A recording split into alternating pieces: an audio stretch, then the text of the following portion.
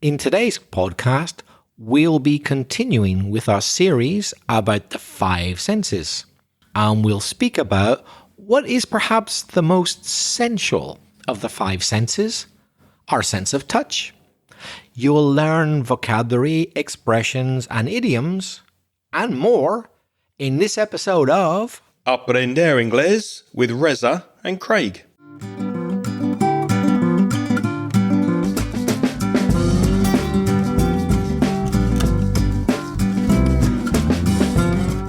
Hi, I'm Reza. And my name's Craig. And with more than 60 years of teaching between us, we'll help you improve your English and take it up to the next level. Craig, how are you doing? I'm feeling a bit better, but my voice is still not back to being 100%, so I'll try and push through and get to the end of the podcast without coughing, so I'm not complaining too much. How are you, mate? I'm fine. As you know, we've just had a coffee and that has perked me up. That's given me that necessary caffeine shot to get another good podcast under the belt. And speaking of good podcasts, we're continuing with our series on the senses. Many thanks to Carmen for her original suggestion of these five senses, and they are sight, sound, touch, taste, and smell. And today we're touching, aren't we, Reza? Not touching each other, and we're not touching ourselves either. Just let me clarify that. If you saw a picture of Craig and I, you would see that we have the perfect face for podcasts. This is why you wouldn't want to see us touch anybody, actually. No, what do you mean by that, Craig? Well, when you touch, you're using usually your hands and your fingers, and when you do put your fingertips, which are the extremities of your fingers, at the very edge, at the end of your fingers, your fingertips, on something, then you're touching it. You're touching it with your hands or your fingertips, your fingers, and you're feeling it. So you feel something. Imagine somebody who's blind, who cannot see. They have to read those dots that are that stand out from the page. And that's called braille. It's very tactile. You can feel the dots and they can read like that. So to feel and to notice things with that sense is the sense of touch. But there's more than one way to touch something. So touch is the basic verb. It's also a noun. But we can be more specific about how we touch things. For example, to rub, that's R-U-B, to rub, is moving back and forth. For example, whenever I was growing up, I played a lot of cricket. And if a cricket ball hits you, it's painful. But the wisdom, which maybe wasn't medically based, but the wisdom was, rub that quickly and you'll feel better. So when a very hard cricket ball hits you at about 80 miles an hour, it's painful. And the older guys would say, rub it, and the pain will go away. I'm not sure it worked actually medically, but perhaps just rubbing it, like moving your hand one direction and then back and then the other direction and back again. Maybe you just didn't think about the pain so much. It seemed to work for a short time, but that night it did really hurt, and you had a big mark the next day. But anyway, we used to rub the wound where the ball had hit us. Another way of moving your hands and your fingers back and forth on your skin is to caress, which is to touch very gently. For example, you're touching your partner, maybe you're touching your partner's hair, your partner's face, and you're caressing them. So you're doing it in a very loving, caring way. That's another way to touch someone. Another way you could touch a person or an animal is to stroke. That's with short, repeated movements. So you might be thinking, that sounds a little bit like rub. Yes, but rub, we said, is back and forth. So you go from point A to point B, back to point A to point B, A, etc. With stroke, not necessarily. You can just stroke in one direction. So it's not backwards and forwards. So for example, quite often you stroke a dog or a cat. You move your hand across their fur, the hairy part of their body. But usually it's just in one direction. You don't rub them, you stroke them in one direction. Or you could stroke, any part of your lover's body that you want, really. You could stroke a person as well. We'll leave that up to your imagination. Another verb that describes touch, and you can see these words listed in the show notes to this episode over at inglespodcast.com/566. Another verb is to fondle, Fondle, to fondle. And that's touching a part of somebody else's body, or your body, I suppose, in a very sensual, sexual way. So you're touching parts, maybe intimate parts as well, of your partner or yourself. You're fondling the person, you're fondling them.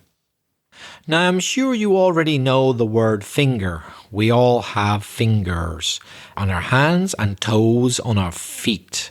But finger can be a verb. To finger is touching something too much. So I know that you always use your fingers, or you usually use your fingers for all types of touch. But if specifically you say the verb to finger, it's the idea that you shouldn't be touching something so much. For example, imagine I see someone touching some cherries, that I'm going to eat in a bowl. I might say, please stop fingering all the cherries in the bowl, because I'm going to eat them. I don't want you touching them all the time. Please stop fingering all the cherries. So fingering, you're touching them, and I don't want you to be touching them so much. That's when we might use the word fingering. There is another use of the word fingering, which I better not explain too graphically. It's using your finger specifically in this case to touch a very, very intimate part of your girlfriend's body in a sensual way. To arouse your girlfriend. Yes, yeah. With your finger. You can figure that out. Let's leave it there. Reza spoke before about stroking, which is a movement of the hand that you often do with animals. You stroke your dog, you stroke your cat. Another way to touch your pet is to pat. P-A-T, which is a different motion with your hand. You're moving your hand up and down on a dog's head, for example, or a dog's body. You touch with the palm of your hand. That's the wide area at the end of the fingers, and you're patting the head or the body of the animal. You can pat someone on the head as well. So pat is a movement up and down and touching the person with the palm of your hand. Another common verb, and it's very similar to pat, and in fact, it's the same letters, but the other way around, back to front. Take the letters P-A-T and reverse them, and you've got T-A-P, and the meaning's actually very similar. To tap is like patting, so it can be with the palm, but it can also be with the fingers, and it's like patting, but it's very quickly. So if you can imagine patting really, really quickly, that's to tap. So you wouldn't tap your dog's head if you're being affectionate. You would pat it. You tap your phone, you tap the screen, wouldn't you? Yes, you tap something so it's quickly. You definitely do it very quickly, but it can be the same movement as a pat with the palm or with the fingers, but it's very quick. So tap a screen or anything you touch really quickly, you tap it. And it is curious that it's the same letters as pat, but in a different order. Another verb that's useful is to scratch, S-C-R-A-T-C-H. At the end of your fingers, you have nails, the very hard part, fingernails. And if you use your nails to move along your skin, especially if it's bothering you, if there's an area of your skin that's itchy, I-T-C-H-Y, then you scratch the itch with your fingernails. Another way to touch something is to grip it. It can also be a noun, a grip. That is when you hold something tightly with a lot of pressure. If someone gripped your hand very tightly, it might hurt. Yeah, you might ask them not to do it. So gripping is using a lot of pressure to hold something. Another useful word connected to touch is tactile, the adjective tactile, which is relating to the sense of touch. For example, if an object or a piece of technology is tactile, then it will respond to you touching it. So a tactile surface is very nice and responsive to touch. Now, when you touch things, of course, you notice that they don't all feel the same. That's because things have a different texture. Texture. The texture is the feel, or it can also be the appearance of a surface or a substance. For example, in English, we have the expression, they're chalk and cheese. So chalk, that white, hard material that you use to write on a blackboard, and cheese, that thing you eat, to look at and indeed to touch, they feel so different, don't they? They're not going to be very similar at all to touch. You would easily know the difference even if you weren't looking. That's because the texture is so different. The expression, oh, they're chalk and cheese, means that two people are completely different. So it's the idea that the textures are the opposite. Reza, what textures do you find most comforting? Things which are velvety. Velvety. Velvety. So velvet is a type of material. It's terciopelo in Spanish. So when something feels like velvet, it's velvety. So it's that soft and slightly shiny texture. I really like things which are velvety. What about you? Yeah, me too. In fact, not only velvet, I like the touch of any natural fiber. So it could be cotton or silk or leather. So anything that's natural, I like the touch of, yeah. Yeah, one of my favorite things on a hot day is to lie down on good quality 100% cotton sheets, which are nice and cold. I really like that feeling. Yeah, that's one of life's small pleasures, isn't it? I'm really fussy, as listeners already know. Fussy means you're very particular about some things. I never, ever, ever, if I can avoid it, sleep on sheets which are not 100% cotton. If they're a mixture even of cotton polyester, I know immediately. I don't need to ask. My skin tells me because my skin is very sensitive to synthetic materials. And I know when a sheet is not 100% cotton, and I really can't stand it. I don't like it at all. I'll make a confession. I've visited places before and I've brought my own sheets with me, even though sheets were provided. And didn't you stay in a hotel once and ask them to change the sheets because you didn't like the sheets? Yes. Yeah, I've done it. Yeah, I'm that fussy. Another word that is becoming more common these days because of technology is haptic, Haptic, which is, well, we mentioned before that you can tap the screen of your mobile phone with your finger. And sometimes when you do that, when you touch a touch screen and there's a little vibration because of the pressure, that means it's haptic feedback. So through touching, you're getting a sense in your fingertips that the device is acknowledging something or doing something. So it's physical feedback that's usually provided by technology to your sense of touch. Craig, can technology, to your knowledge, already distinguish between different textures? That's a good question. I actually don't know. I have no idea, but I wonder if people are working on not only the sense of touch for synthetic robots and stuff, but also other senses. I mean, can robots smell? Not that I know of. We know that they can listen. We know that they can read. We know that they can hear. But I wonder if they can use the sense of touch and the sense of smell. Touch, I don't know about. That's why I asked you, because you know a hell of a lot more than me about AI and technology. But to my knowledge, there is absolutely, even today, zero that AI and technology can do regarding smell. Zero. There's absolutely nothing. You could compare coffee to, let's say, coffee to diesel fumes. It couldn't tell you what the difference is. It simply can't detect smells. Do you think that will change? Will there be a time when AI detects smells? At the moment, it can't. Do you think it will be able to? I think it probably will. I mean, all you have to do is put the different smells with a description into a database and then get it to identify it. So I think it's possible. Hold on, a description of the smells? Yeah, sure. But what's going to detect those smells, though? This is my point. What detects them? So image can be detected very, very well now in AI. So texture could be identified through image. But smell, how are you going to detect that? There's no picture. How are you going to digitalize that? Yeah, there, you've made a point there. Yeah. I don't know. If you listeners, anyone there knows anything about this, please let us know, because we'd be very interested to know if they're working on ways of identifying smell. Yeah, let us know if you work in this industry and you can give us some insight. It'd be nice to know.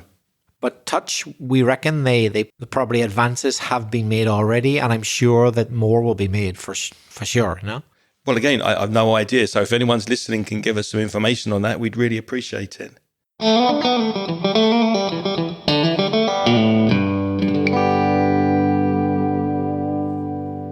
Let's take a quick break here, because I know you listen to this podcast to take your English to the next level. But what about your speaking?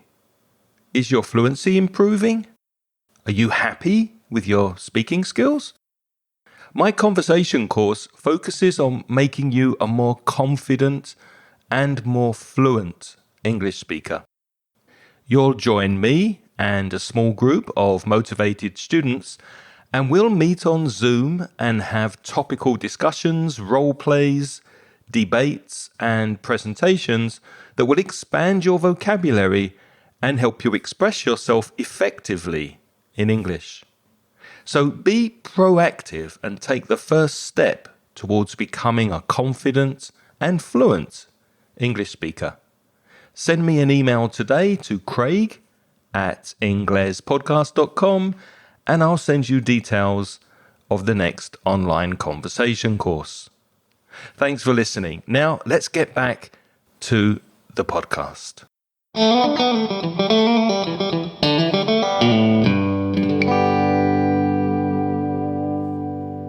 Let's move on to some idioms and expressions. Now, a very common expression is to get in touch with someone. So to make contact with someone is to get in touch. And after you get in touch, it's a good idea to keep in touch, which is to maintain the contact with someone. And these informal expressions with touch are very, very common, not only in spoken English, but when you write an email as well. Can you think of any more, Reza, with the word touch? Yes, you can also say stay in touch, which is the same as keep in touch. And Craig, have you ever lost touch with anybody that you regret losing touch with? Yes, quite a few friends, unfortunately. I think when our lives take a different path, we often lose touch with people. We get out of touch, which is a shame. So years pass and we don't keep in touch, and unfortunately we lose touch with people. Another very common idiomatic expression is to slip through one's fingers. So it could have a literal meaning. Imagine I was holding something in my hand, let's say a necklace, for example, some jewelry. If I wasn't careful, that could easily slip through my fingers and fall onto the ground, because it's very fine chain that could go through the holes that I've got between my fingers. That would be physically to slip through your fingers. But idiomatically, as a metaphor, if something slips through your fingers, you lose it. So it's an opportunity that you've lost. You had it in your hand, but now it's not in your hand. It slipped through your fingers. Craig, has any golden opportunity slipped through your fingers recently? Oh, good question. Has anything slipped through my fingers recently? Actually, somebody did offer me a job recently and I had to turn it down, which means to refuse it. Now, I don't know if that was a golden opportunity that slipped through my fingers or whether it was a good idea to say no. But unfortunately, I couldn't accept the job and take it on and do it. So I had to say no. Maybe it slipped through my fingers. We'll have to wait and see. Another expression with touch is a soft touch. Now, if a person is a soft touch, then it's very easy to persuade that person to do you a favor, to do something for you, to give you something. These kind of people are too generous. They're overly generous. So you may know somebody who's always going to lend you some money or cook you a meal or buy you a beer or take you to the airport in his car or her car. That person is a soft touch. They'll do you a favor. They'll help you if you need it. To touch base is another very common idiomatic expression. It means to briefly communicate or check in with someone. Imagine I'm working for a company online and I never go to the office.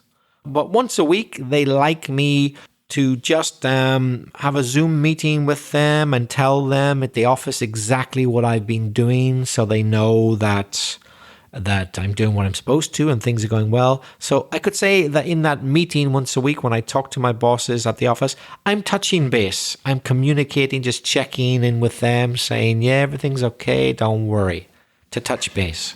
How often do we touch base? Once a week, more or less? Yeah, I would say about once a week, yeah. Yeah, on average.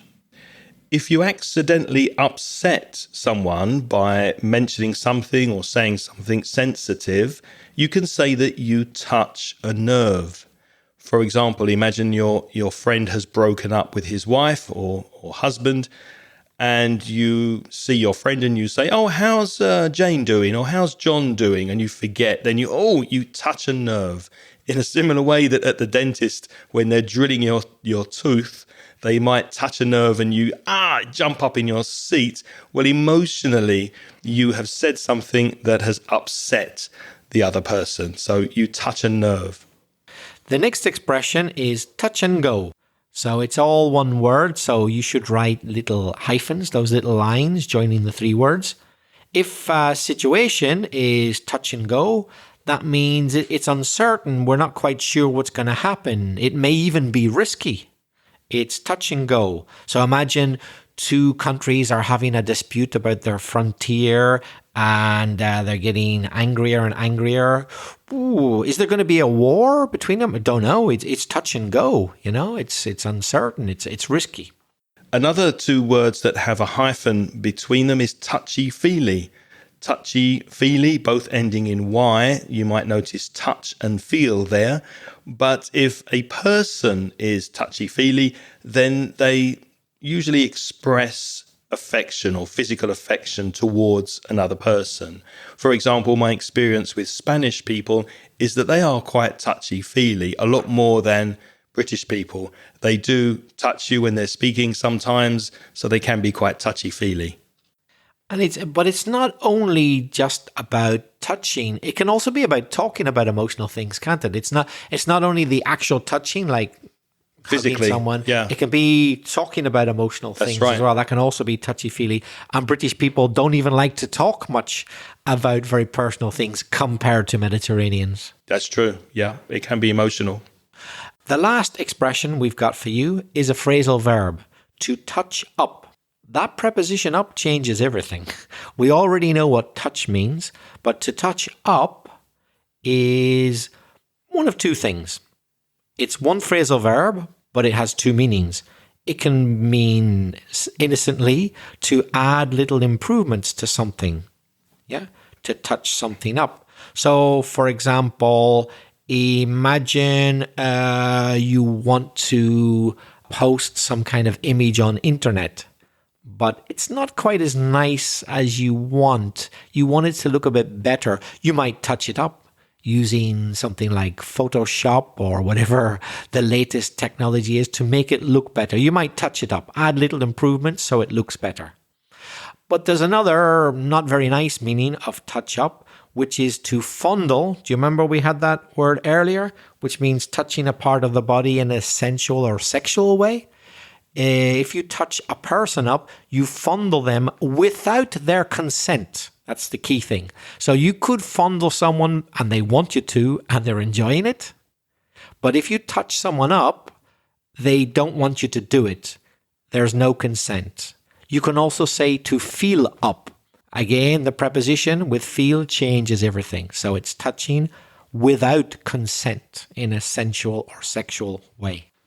Reza, it's interesting, isn't it, thinking about touch, because different cultures have different attitudes towards the way we touch each other.